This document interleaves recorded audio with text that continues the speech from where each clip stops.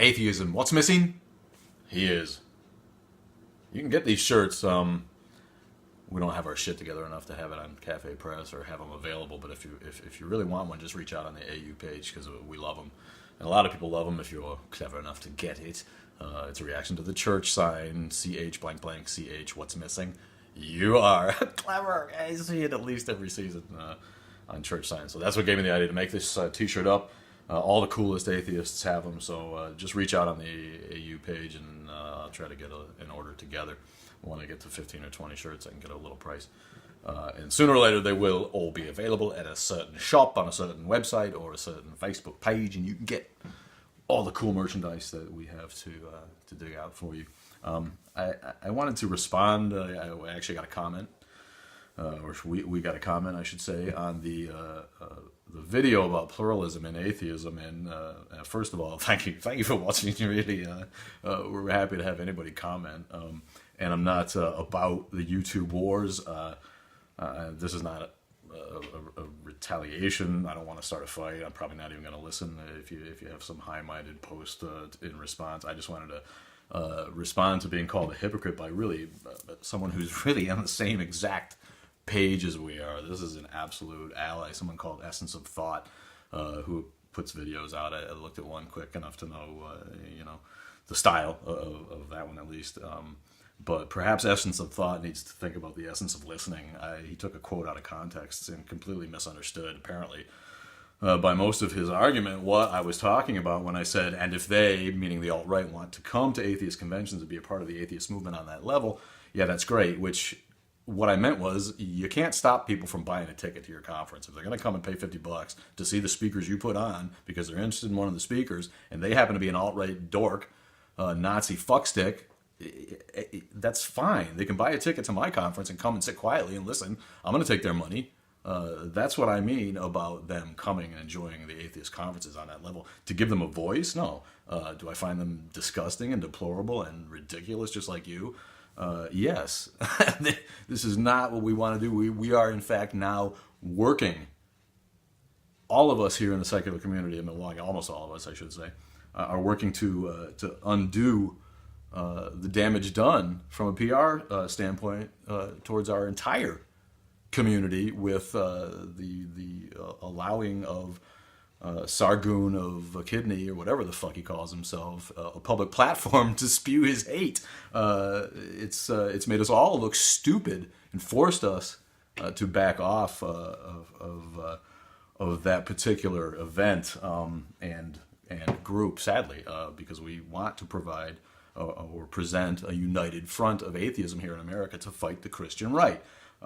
That's all I meant by, there's no pluralism. We're not going to move the movement forward by being upset at each other on stage and making people like you feel afraid to come to a conference because they don't want to hear the hate or feel threatened to be in the midst of these Nazis, these ultra-conservative fascist fools who are, they happen to be atheists. They're not the atheism movement. Because there happen to be atheists doesn't mean that the atheistic movement includes any sort of that vile train of thought. So what I really meant was there's no two kinds of atheism. There's plenty of kinds of atheists, but atheism by its definition cannot be sectarian.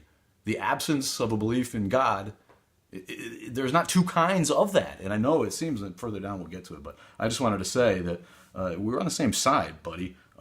So I'm not sure what you're upset about other than misunderstanding my meaning. If you think you can keep Nazis away from your convention by refusing to sell them tickets at the door if they're well-behaved citizens at that moment, then A, you're on a slippery slope of discrimination in your own right, and B, you're so naive that it doesn't even bear mentioning because A, you can't do that. It's against the law. B, if they're making a scene, you can have them removed. That's anybody is subject to those simple social regulations when you're at a public event. So nobody is excusing or trying to give a voice to not nobody, but none of the people in the real atheist movement care to give a voice to the alt-right, to haters like Sargon of a kidney, because we are about trying to get together on common ground. So you say here, nobody has said there are different brands of atheism, but yes, they have said that there's different brands of atheism. They're trying to promote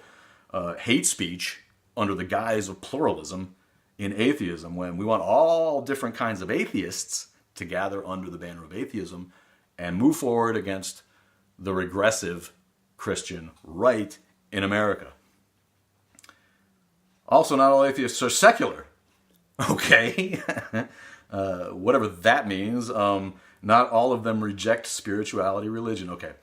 Only deities. All right. So you want to talk about splitting hairs and semantics. I mean, this appears to me that you're just looking for an argument, because that's just plain stupid. All right. You can call yourself an atheist and still believe in spiritual. You can call yourself an atheist and say that you're a religious atheist because you're a Buddhist and there's truly no, God in Buddhism. But there's still a dogma. There's a doctrine. It's different. The opposite of secular is religious. All right. There's not really another opposite of the word secular. Those are the opposites. Secular, religious. For you to say that there's non-secular atheists means that you think there are religious atheists, which is an oxymoron. And you can argue till you're blue in the face, and I'm not going to listen about why Buddhists are secular atheists. It's that, or are religious atheists. It's just splitting hairs. The fact is that atheists are secular by and large. They're all secular. And I'm sure, yes, you could find an atheist out there who argues that religion and government is good. You could probably find a black guy to argue that slavery was good. There's 7 billion people out there, and you yourself are proof that somebody believes every fucking thing. All right. So that's not really an argument. All atheists, for better or worse, are secular, and all of us want religion out of government. All right. So if that's what you mean by me being a hypocrite, that I'm promoting pluralism myself while saying that I don't, because some atheists are secular, again, that's just not really any kind of an argument. So I feel like you just took me the wrong way. Nobody wants Nazis at their conventions, but if they're going to pay a ticket and shut up, then they're going to go ahead and be there. If you want to believe that there's a wood nymph in the tree, but God doesn't exist, you can do that. You're not an atheist, and you can pretend you are. But to say that magic and spirituality and that which for which there is no evidence exists, but God's don't, and that makes you, still an atheist. Sorry, that's just not the way it works. What Minga Futrell, who we interviewed, invented a whole new word called brights because of this. I think, in part because of this, because you can technically, as you purport to be apparently, be an atheist and still believe that magic exists because you want to be spiritually extended somehow. She made up a group called the Brights, and she says that if you're an atheist and you want, she's got a great southern accent from Kentucky. If you want to be an atheist and still believe in woo and magic and this and that, you can do that, but you're not a bright. I'm sorry, you're not a bright. And she'd love to say that didn't mean bright in the sense of intelligent, but we all know that it does. So, Essence of Thought, I love you. We are allies. And the enemy of my enemy may not be my friend, but they can be my ally. And if you don't believe that, then you need to get in the modern age, because in the end of this all, I'm a centrist because I want to be a politician in the sense of moving the movement forward with diplomacy and togetherness and inclusion. And that includes you. You need to take a step back and look at yourself when you overreact to this kind of statement, my original statement, which is really in lockstep with what you want. When you overreact to that, and when you knee-jerk, and when you, for lack of a better term, when you whine about your lot in life and the social injustice that you feel, you have to understand that you create Sargoons. You create the sort of assholes that rail against how you appear. If you can't take a step back and be that self-aware to understand that you're going to piss people off by the way you are, then you're just not living in the real world, man. I know I piss people off all the time, and I'm trying to create togetherness. I understand that people look at me like a know-it-all, fuckstick, bald, short, white man. Well, that's what I am. I get it. I grew up in a time when I got called a honky. That's not bullshit. That's not brigado. That was the word back in the day, and I have been called a honky in my life. I am that old, and you know what? I'm a fucking honky. I'm honking right now. You know, so I get it. You know, the political correctness is bullshit, and it sets us all back. When people start embracing that, maybe we can move forward. But if you're gonna act like the way you seem to act, picking fights on purpose for shit that doesn't exist, and whining about every slight injustice in a way that some people find obnoxious, you're gonna have to understand that you are gonna continue to spawn the Sargoons of wherever the fuck he's from, Echidna. What is it?